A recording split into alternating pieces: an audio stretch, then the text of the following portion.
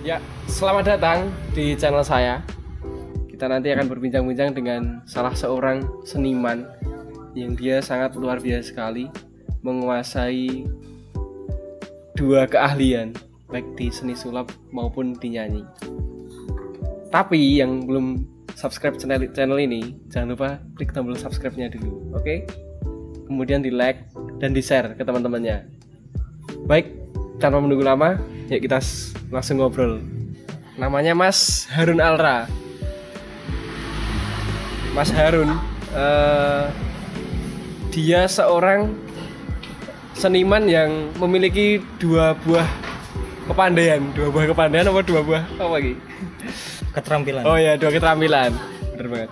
Dua keterampilan, salah satunya nyanyi dan juga sulap. Bener gitu ya, Mas? Benar, kebetulan ini kan musim hujan, tambah lagi satu keterampilan. Oh, keterampilannya apa lagi? Mindah hutan. Oh, mindah hutan. Jadi kayak butuh-butuh mindah hutan ya, bisa hubungin juga. Silahkan kalau butuh-butuh pindah hujan bisa hubungi Mas Harun ya. Oke, Mas Harun. Dari sekian tadi keterampilannya, dua keterampilan tadi, mungkin satu atau dua keterampilan itu kan pernah diunggah ke televisi swasta. Itu apa itu, Mas? Keterampilan apa? Kebetulan dua-duanya udah. Dua-duanya udah. Jadi yang nyanyi juga udah pernah, dan yang sulap juga udah pernah. Alhamdulillah udah pernah. Gitu. Ya pas beruntung sih itu. Bukan karena keren ya. Bukan karena keren. Ya, baik. Acaranya apa aja? Kalau dari nyanyi mungkin. Kalau nyanyinya itu di MNC TV. MNC TV itu yang apa? I Can See Your Voice. Sama apa yang terakhir di yang dangdut itu ya? Sama Dewi Persik. Lupa itu. Nah itu pokoknya ya. Tuh, di MNC TV juga ya itu. MNC TV juga. Itu yang nyanyi. Nah itu kalau suruh dipilih, Mas, suruh milih antara sulap sama nyanyi itu lebih asik mana? Asik mana ya? Asik semuanya sih, karena kan kebetulan sebenarnya basic itu lelaki penghibur. Jadi yang penting menghibur gitu. Yang penting menghibur. Entah itu bisa menghibur lewat nyanyi atau lewat sulap, apapun itu yang penting asal teman-teman bisa kehibur dan mereka puas nonton, aku juga bisa merasa puas gitu. Kalau dari seni sulap itu kan saya dengar-dengar aja sih pernah dapat gelar best mentalis, bener ya? Itu acara apa itu? Dan itu udah lama. Jadi kan ini buat teman-teman yang mungkin belum paham ya. Jadi ada kompetisi sulap. Nah itu kompetisinya itu biasanya dicampur gitu. Jadi kan kita ngobrolin dulu masalah genre deh. Jadi genre itu ada escapologis, ada ilusionis, mentalis dan lain sebagainya. Nah kebetulan waktu itu kalau nggak salah tahun 2015 mungkin, kalau nggak 2014 aku lupa ya. Nah itu ada kompetisi per genre. Jadi ilusionis ya di musuh ilusionis semua. Nah mentalis musuhnya mentalis semua. Escapologis musuhnya escapologis semua. Intinya kayak gitu. Jadi lebih seru dan lebih menegangkan pastinya. Karena itu juga se-Indonesia juga. Dan alhamdulillahnya aku juara, Pak. Di genre mentalis. Jadi dapat gelar Best of the Best Mentalis. Best of the Best Mentalis. Nah dulu itu kok bisa memilih genre mentalis itu apa yang memotivasi? Oh ini bagus nih genrenya seperti itu. Karena bedanya gini, kalau mungkin close up atau card trick atau apapun itu, nah itu kalau kita perform kan yang ditipu matanya, Jadi kalau mentalis itu yang ditipu pikirannya. Dan enaknya lagi kalau aku seorang cardician, pemain atau pesulap kartu, spesialis kartu. Kalau nggak ada kartu, aku nggak bisa main. Bener. Kalau koin juga seperti itu. Kalau nggak ada koin, aku nggak bisa main. Tapi kalau mentalis itu dimanapun dan kapanpun aku bisa main. Karena senjatanya cuma mulut, lihat omongan doang. Jadi enaknya di situ. Nah itu salah satu. Karena ini juga, ilmu mentalis itu ilmu luas yang bisa dipakai dimanapun. Bener. Buat mempengaruhi orang, maksudnya kalau jadi sales itu bisa, itu juga perlu teori-teori dari mentalis. Pokoknya intinya teknik mentalis itu bisa diaplikasikan nggak hanya di sulap, tapi bisa di mana aja. termasuk di kehidupan sehari-hari. Termasuk di kehidupan sehari-hari, bisa mempengaruhi orang atau gimana caranya biar orang tuh respect sama kita atau ya banyak lah intinya. Nah itu dulu awal mula belajar mengenai sulap mentalis atau belajar sulap itu tahun berapa itu mas? Kira-kira? Aduh, aku lupa tahun berapa ya. Yang jelas itu aku aku kelas 4 SD. Jadi umur kelas 4 SD itu kebetulan udah ketemu seorang guru. Guru pertamaku. Nah ini kan di Pasar Wonogiri.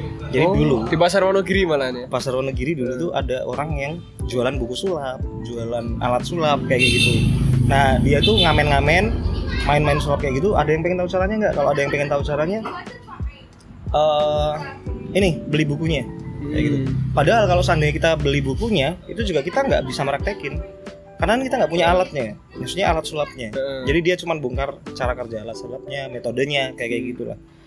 Nah jadi sama aja, dan kebetulan orang tua pada saat itu mendukung. Jadi mantap. Selain buku yang dibeli, alat-alatnya juga dibeli. Sampai akhirnya, nih beliau ini kan orang Ngawi kan.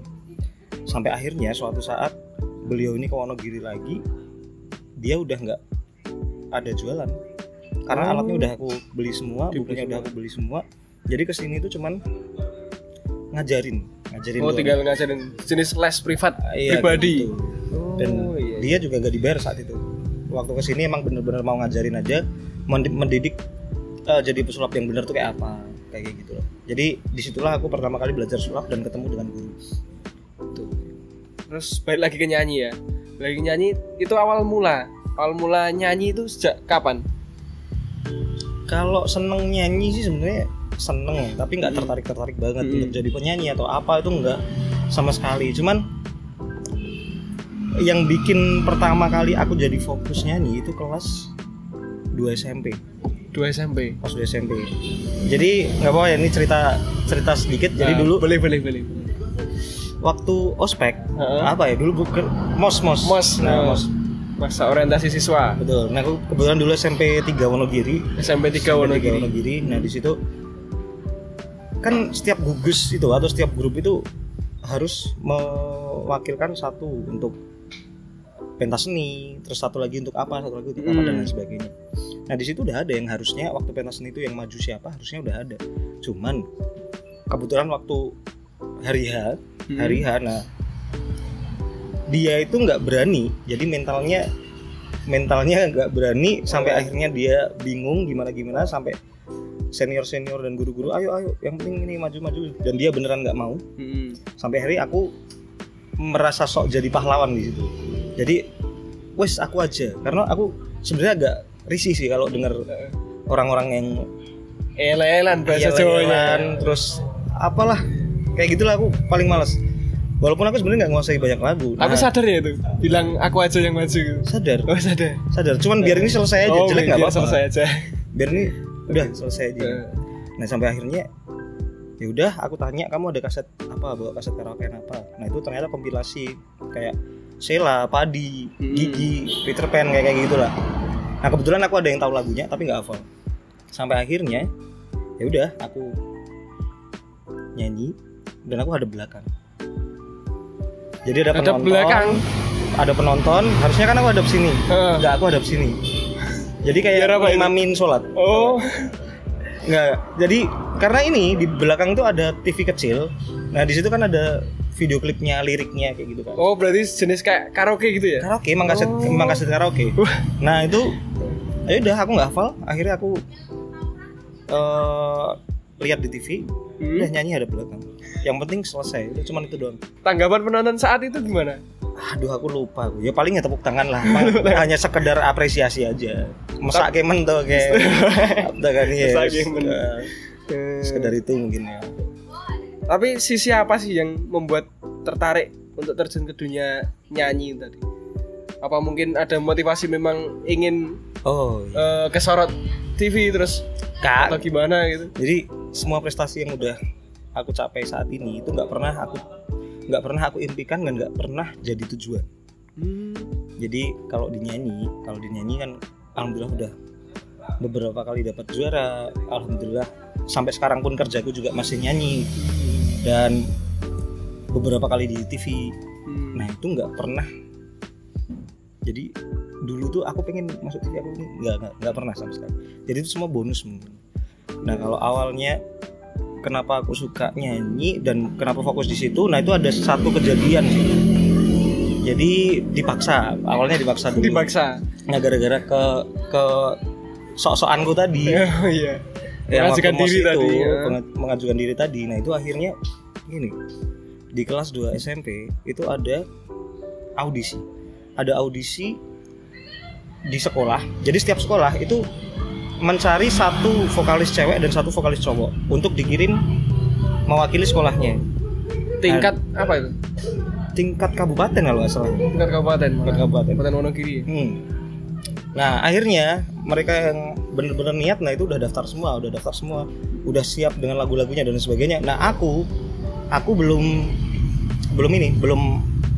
tertarik sama sekali dan aku emang nggak mau daftar karena aku nggak tertarik sama nyanyi. Cuman pada saat itu aku sampai dipanggil sama guruku, intinya aku dipaksa suruh ikut. Kalau nggak mau daftar tak daftarin, dia sampai kayak gitu. Dan kalau kamu tetap nggak mau lagi, nanti intinya aku diancam lah. Entah itu aku agak lupa sih ngancamnya apa. Jadi kalau nggak salah nilaiku bakal jelek atau aku nggak boleh apa kayaknya kayak gitu. Sampai akhirnya intinya aku pasrah. Oke, ya udah Pak, aku ikut. Terpaksa. Berarti bisa dikatakan bisa karena terpaksa. Itu belum juga. Itu belum juga. Kesannya masih seperti yang ospek tadi. Karena terpaksa ya wis aku wae. Kan gitu. Nah, ini juga sama. Aku juga terpaksa. Ya wis lah rapopo. Nah, ternyata waktu aku ikut audisi, itu baru ikut audisi lingkup sekolah loh ya. Audisi lingkup sekolah. Nah, itu apa namanya? Aku ditanyain. Jadi kamu nyanyi apa? Enggak tahu, Pak. Enggak tahu. Lagu yang kamu hafal apa? Enggak ada, Pak. Karena kebetulan keluargaku itu suka-sukanya lagu Malaysia, lagu qasidah gitu. Jadi kalau di rumah dengarnya kayak gitu. Jadi aku nggak paham. Ya sedikit tahu tok lagu-lagu pop dan tuh nggak ada yang hafal sama sekali. Sampai akhirnya bingung di situ, banyak perdebatan sama guru sampai akhirnya guruku bilang gini, kamu hafal nggak Mengheningkan Cipta? Wis. Pasti hafal. Setiap hari Senin pasti upacara ya. Pasti setiap hari Senin. Masa nggak hafal? Akhirnya aku bilang hafal Pak. Ya udah kamu nyanyi itu. Jadi yang lain nyanyi lagu-lagu pop yang keren-keren pada waktu itu. Aku nyanyi Mengheningkan Cipta. Jadi cuma diem polos terus dengan seluruh angkasa kayak gitu sampai selesai itu. Nah disitulah awal mula. Nah itu baru awal mula lagi. Ini jadi kelanjutannya ini. Ternyata nggak tahu kenapa aku jadi yang terpilih. Dari sekian orang tadi. Sekian peserta di SMP-ku. Jadi aku yang menang dan aku yang terpilih untuk mewakili SMP-ku. Tingkat kabupaten. Nah, di situ akhirnya dapat sebuah ilham lagi. Jadi waktu aku naik nih, jadi kan sama mamaku nomor 15 deh. Oke, nomor urut 15, Harun silakan naik ke atas panggung. Udah jalan naik ke atas panggung semua tepuk tangan. Baru denger namanya? Bukan. Karena emang semua itu pasti tepuk tangan. Jadi siapapun yang naik tepuk tangan. Nah, cuman di situ aku menghargai peserta. Pertama kali aku merasa ditepuk tanganin orang dan aku merasa bangga kayak jadi orang beneran gitu. Jadi bener. Aduh, rasanya itu senang banget lah ditepuk tanganin orang banyak tuh, rasanya senang banget. Walaupun semua orang juga pasti tepuk tangan gitu. Cuman kan ya udah. Nah, di situ udah turun, habis itu ini ada salah satu penyanyi yang bagus banget suaranya dan kebetulan dia juara 1 pada waktu itu. Nah, aku nggak usah ditanya juara berapa, udah pasti kalah. Nah, dia itu suaranya enak banget Pak. Dan orang tepuk tangannya ke dia beda sama tepuk tangannya ke aku. Karena kalau aku kan sekedar apresiasi doang gitu. Kalau dia luar biasa, banyak banget. Dan pada saat itu aku bener-bener ngerasa merinding. Ya kayak gitulah. Lagu apa emang yang dibawain dia? Aduh, aku lupa ya. Kalau nggak salah Sapu Tangan dari Badung Selatan, kalau nggak salah. Pasti nggak tahu. Belum tahu. Nah itu intinya lo kok bisa kayak gini gitu, dengar suara enak tuh kok. Saya di hati kerasa. Kayak gini dan sebagainya. ditambah lagi selang beberapa saat itu, nah itu kan wajar kan cerita cinta anak SMP itu. Nah, aku galau denger lagu Malaysia dan Suci baru dalam satu, debu. salah satunya itu. Salah satunya itu. Cuman ada kan ada. kalau bikin lirik tuh pasti ngena-ngena kan Malaysia tuh. Nah itu kebetulan pas liriknya pas dan kata-katanya ngena, jadi aku udah nggak cuma merinding lagi. Pada saat itu aku benar-benar nangis gitu, denger lagu Malaysia itu. Iya. Makanya sampai sekarang aku paling seneng lagu Malaysia. Nah setelah itu tak pikir lagi, kenapa sih cuman denger musik, denger orang nyanyi kok bisa sedih sampai nangis, kok bisa merinding. Bahkan orang-orang kadang kalau musiknya yang enak buat joget, mereka bisa joget. Nah itu tak cari lagi. Jadi ya itu, dari situlah awalnya suka nyanyi. Dan akhirnya aku perdalam lagi cara nyanyi yang bener tuh kayak apa. Aku langsung ikut ini kayak apa, grup Roncong, grup Sambursari, Elektron di Wonogiri atau di Wonogiri. Oh di Wonogiri, karena aku masih sekolah kan di situ aku pelajarin semuanya, aku cari ilmu semuanya, aku cari pengalaman. Intinya aku nggak tanggung-tanggung kalau udah beneran niat di hal tersebut, intinya kayak gitu. Terus sekarang ini genre musik yang lebih disukai itu apa? Yang genre aku sukai yang disukai tetap melo sih. Tetap melo karena udah dari awalnya kenal musik dan pengen belajar musik gara-gara lagu melo sampai aku nangis, sampai aku sedih kan gitu. Nah aku pengen pengen ngerasain kayak gitu juga sih. Maksudnya gimana biar orang kalau dengerin aku nyanyi itu juga ngerasain sedihnya, ngerasain ini. Dan apa ya, yang bener-bener bisa ngena itu cuma lagu melo, ngena di perasaan lo ya. Kalau lagu-lagu upbeat mah ya udah pasti joget, kebanyakan pasti joget. Dan lagu melo tuh lagu yang susah menurut. Soalnya bener-bener dari hati nyanyinya. Iya bisa jadi kayak gitu. Intinya kalau kamu nggak kesampean, maksudnya pesan di lagu itu nggak kesampe ke pendengarnya, itu kalau menurutku gagal kayak kalau disulap loh ya. Jadi gimana caranya, ya itu PR-mu. Gimana caranya orang yang dengerin itu benar-benar juga merasakan apa yang dirasakan saat penyanyi. Merasakan yang aku rasakan saat itu, yang sampai merinding, sampai aku nangis dan lain sebagainya.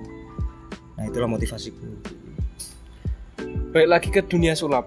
Dunia sulap dulu kan pernah ngisi di beberapa acara televisi juga. Itu yang paling berkesan itu ngisi di acaranya siapa itu? Kalau disulap?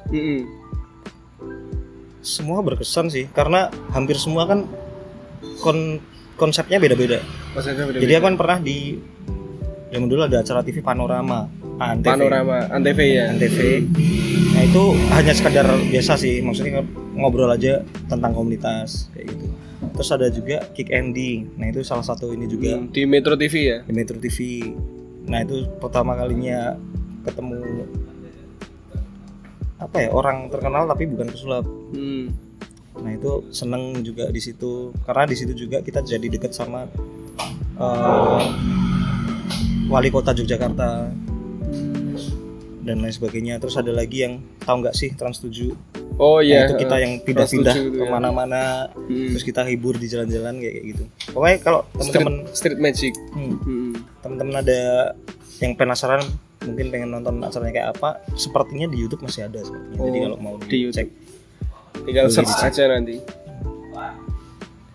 Terus permainan sulap awal yang disukai atau yang dimainin lah, yang dimainin pada saat awal-awal dulu itu apa? Yang masih inget dan mungkin alatnya masih ada sampai sekarang? Masih ada. Jadi pertama kali kan aku ketemunya kan waktu aku SD. Aku SD, dan itu bisa bayangin gak sih, jadi Pak Tarno tahu? Pak Tarno. Iya. Nah permainan sulapnya itu kayak gitu. Jadi yang pakai alat-alat tradisional. Kayak gitu. Nah itu pertama kali yang aku mainin ya kayak gitu, cara ngilangin silk di tangan, terus bola ini digenggam satu pindah, yang ini hilang jadi di sini. Nah itu kan ini apa? Kalau itu namanya apa ya? Kalau sekarang lupa. SpongeBob. Ada juga yang multi flying ball kan gitu kan. Iya. Nah, dulu namanya beda, bola setan kayak gitu. Jadi emang beda di ini karena tradisional. Kalau sekarang kan kita udah paham. Terus untuk saat ini lebih banyak job nyanyi atau job sulap? Job nyanyi. Job nyanyi malah. Job nyanyi. Kok bisa malah job nyanyi? Karena job sulap memang sengaja. Jadi pertama kali aku bukan berhenti sih, agak membatasi diri di sulap. Itu karena banyak pesulap-pesulap baru yang baru tahu beberapa trik, terus dia ngaku jadi pesulap. Dan dia berani pasang harga di sulap untuk event-event tertentu. Nah, kebetulan lagi ketemuku, EO-nya itu EO yang nyari hiburan, yang penting sesuai arahan atasan. Tapi dengan harga yang bisa dimainin gitu. Dalam hal ini kamu tak kasih budget sekian, cariin pesulap ya. Nah, orang ini itu kan pasti ya cari yang murah dong, biar dapat untung yang agak lebih besar. Banyak. Kayak gitu. Nah, dan itu banyak nyari pesulap yang harganya lebih murah dari aku tuh banyak. Karena banyak orang baru juga pada saat itu. Tapi nggak tahu kenapa mereka milihnya itu yang pesulap-pesulap baru, mungkin karena murah itu tadi. Dan jeleknya setiap bisa dibilang EO atau penyelenggara acara atau yang pernah bikin acara pakai sulap kayak gitu. Nah, dia itu langsung menyimpulkan gitu. Gak usah pakai sulap deh, acara ini tahun kemarin aja kita pakai sulap nggak ngangkat kok acaranya, sepi dan lain-lain ya. Jadi kan itu bukan salah pesulapnya sebenarnya. Bukan salah acara sulapnya. Tapi salahmu, kamu emang cari pesulap yang murah. Intinya kurang menghibur. Kurang menghibur, bener. Dan itu aku udah beberapa kali. Maksudnya, pokoknya udah lama itu aku nggak bener-bener ngajuin proposal dan lain sebagainya. Itu aku udah lama. Biasanya karena udah banyak kenal kan, link-link sama EO atau apa itu. Nah, itu sampai aku ngajuin diri dan sampai baru tahu di situ. Nggak usah pakai sulap karena kemarin kita pakai sulap nggak ngangkat kok sulapnya. Kayak gitulah. Dan tuh banyak sekali contohnya seperti itu. Sampai akhirnya aku cut. Atau aku masih mau kalau harganya juga cocok. Kalau harganya cocok. Walaupun masih ada sih sebenarnya, cuman nggak bisa serame yang dulu. Tuh. Kalau di sisi balik ke nyanyi lagi ya, ada niatan nggak? Kira-kira mau bikin lagu apa atau mungkin udah pernah buat lagu sendiri kemudian dinyanyiin buat konten mungkin? Kalau dulu tuh suka bikin lagu dan itu udah tahun kapan ya? Udah lama itu. Jadi cuman sebatas rekaman iseng-isengan. Kebetulan teman juga ada yang iseng-iseng punya software rekaman, alat-alat sederhana kayak gitu, dan sekarang jadi orang sukses di rekaman. Dan dia juga buka di Wonogiri sekarang. Jadi kalau teman-teman mungkin ada yang pengen rekaman dengan kualitas yang bagus, nah itu bisa. Boleh disebut? Glam Music Studio kalau nggak salah. Glam Music Studio. Ya, dulu Septim, sekarang ganti Glam. Nah, itu salah satu partnerku juga di awal ya, awal mula. Nah, itu sering aku iseng-iseng sama dia, si Reza. Reza itu namanya. Nah, itu sering iseng-iseng bikin lagu dan lain sebagainya. Terus dulu kan YouTube belum se-booming ini. Nah, dulu cuman aku share di teman-teman dekat kayak gitu, walaupun sampai akhirnya nge-share kemana-mana sih. Sama aku share di SoundCloud. Ya, nah aku sampai sekarang nggak tahu akunku masih apa enggak atau gimana aku nggak tahu karena udah lama banget nggak buka SoundCloud. Tapi banyak ya karyanya. Udah banyak. Dan itu belum semua aku upload di situ. Oh, berarti masih ada yang disimpan. Ya, karena dulu emang seneng bikin lagu tuh, yang seneng banget. Apalagi kalau galau gitu kan. Apalagi kalau galau kita dengerin baru ngapain gitu kan. Jadi dulu tuh kalau sedih kita pendem, itu tuh malah ya wes bener-bener nyesek tok dapetnya. Tapi beda kalau kita sedih terus kita tulis di kertas, kita bikinin nada, kita bikinin akord dan lain sebagainya, terus jadi lagu. Apalagi kalau kebetulan lagu itu bagus dan enak didengerin, nah itu kita malah lebih puas menghasilkan sebuah karya. Betul sekali. Dan itu bisa dinikmatin orang banyak juga dengan kesedihan